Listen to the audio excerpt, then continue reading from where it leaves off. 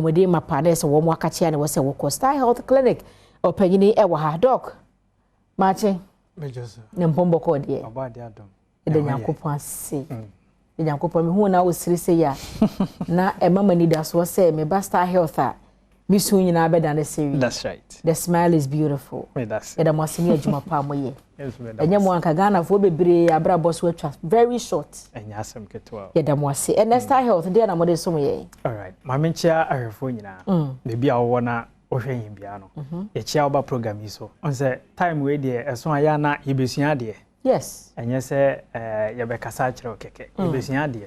Na yetimi ehu kwan a wo apomden no ye fa so akuta na yekuta ne ye. Sa. Enti no enne me pese ye be ye discussion bi. Na enne discussion e be ye no your type of fiber bi a me pese na edi ho nkomo. Your friend is submucosal fiber. E bi nya botre. Fibroid na se no so o ma hodo sa. Your types be Fibroid. Your intramural fibroid. Your subserosal fibroid. Your submucosal fibroid. Your pendiculated fibroid. Your cervical myoma. Fibroid you different. Na baby e da no na kire the type of fibroid kon a eye. Ah, okay. Did they na da ye mu na ya na yekoyi wa ya se ho. De a tie disturb ma wo. E na na ye bedi ho nkomo yi. Okay. That is submucosal fibroid. Ye mpia de aka ni na hu nchen. E na ye ni ma no de no ho nkomo hia me pa. Sa fibroid no baby a eda no eye awode ne da ho sa no wall no inside. Awode ni wall no inside. Wall no inside. Okay. And the baby a onyinsan a nyinsan ne beda no ho no eno nyi ko. And you know akoba se u develop sa myoma no bia na sa fiber ni bia ya na e behave to say wa share IUD no. IUD ye device keto bi a ye de share ba wodiem wa bra on person nyinsan. Okay. Say IUD ni sha wodie no mu a nyinsan bia ni ho betimi ay papa ana besi ewo ho and say emma kwan ma nyinsan bia nkoso. Okay. Na say sa fiber di a no nyi wa wodie ni mfimfin wo ni mu no u develop ya no bia nyinsan bia ba e betimi asay no.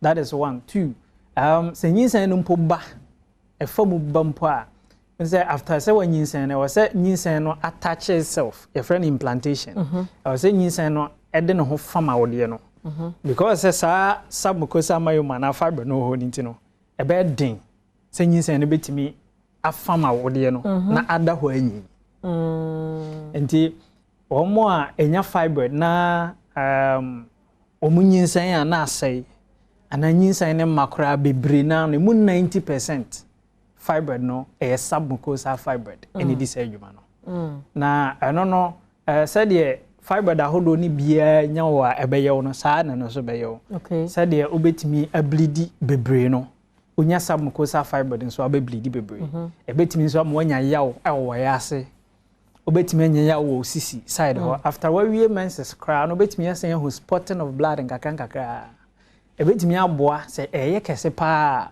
ama oba oho a sebe na nsuo efinase ba. Okay.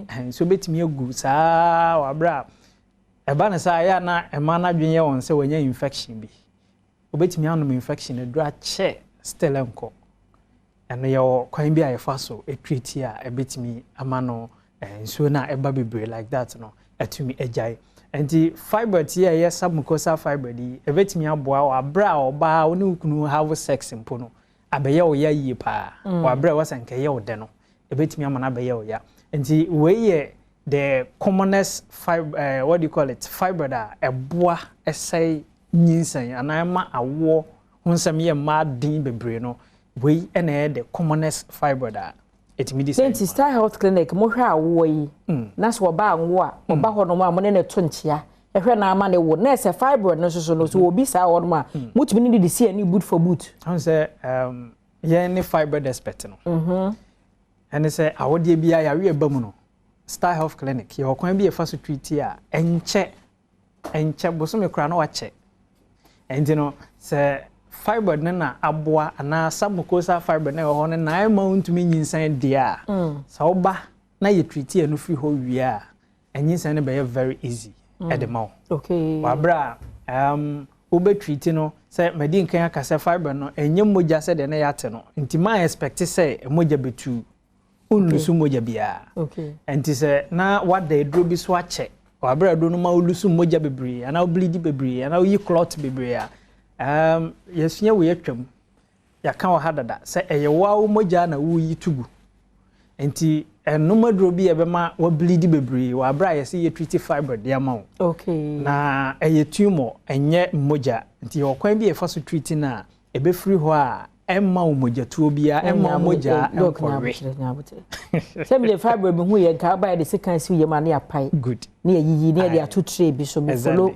page wo Instagram pregnancy mom bi so ma yi bi bonsi atro viewer discretion advice good nti me so na di pakrodin bo ho ba so hwe na enye moja Debra bi ade bi se bo se nu hu na de ban omo ti ana eguo bebre bi okay nti me ba mo de se kan na be ye me surgery na na se mo de na different Star Health Clinic on ye surgery okay alternative way bi a ye treat fiber me ko wa bra se kan bi anka because the entire you use that alternative method of treating fiber and say a man enya fiber na ye surgery bebre no omotai complain bebre say after surgery no two a sign grow back fiber no be say grow back that is one me ko twitwa wo yi free mu nyina wi a e sa fifi e be say grow back okay. with time why surgery na wi no obi wo ho a obetimi bleed for some time obi wo ho a e san say why surgery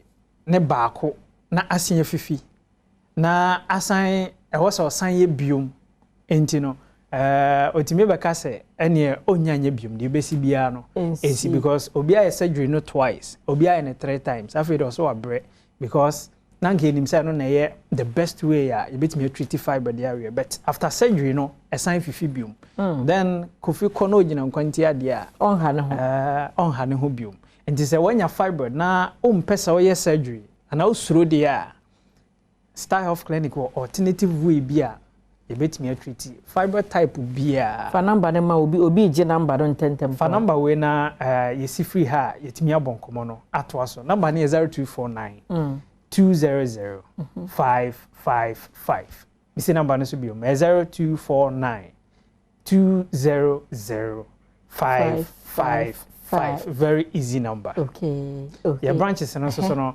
obenya yen wo kaswa branch no wo Otacity akwele Otacity ho a odu Otacity junction apena obisa Star Health Clinic obi abecho kuma senso so ye wo kwamo ejoso kwan ni mu ho a for junction e Baptist Church no so ho a sanso na obenya yen wo sunyane yo fia pre baby ana GN bank wo no a doma hinkro nso so no ye doma SS locals area ho a gift FM sanso na obenya yen wo japekrom fitamu ho a e wo drobo side ho no channel so from me ho nyina number ba ko na e na obefre 0249 200 555 na promo no bosomi nkwawie de na yeda so wo bosomi a yedi Mother's Day mu de yes me mu ne wo no yeguso ehwe ma na wo de mu free wa bra wo mu ntia ska bia ti se promo amode ma ye ti Mother's Day de na da so rane mo sha wo de mu free ti na se nipa ne ba bedru a mo hwehwe a wo de na mo hu se bia sa fiber di bi nyini a na maso ano ntem ama no yes so ano no so yes ya chew 30% e wo treatment na so na se enura amode ne beto so ne hwe ambahwe ne nyina no mbesa atebo ne mu 30% free so ti mo behwe na ka ne ye be 100 cedis a 70 cedis exactly. Oh wow and you know because awode na mo ba ye oba anya awode a nka oba ne be ma difference bi enim and se ye di Mother's Day ne ye kai made a se sabre ne hia se ye boa omo na diama oba ne ba yo NCP ni ade no ya boa so we free ho amom na omo atimi ade omo ho enti hye so ebre ho yes sorry no am say mama nchia me mama we o me nanampo nana ekua santewa okay busunya adonten hema no okay o he program ipa okay mama nchia na anopai am say yes sorry number 90249 200 555 your branches no kaswa obenya yen wo ho kumase obenya yen sunyane doma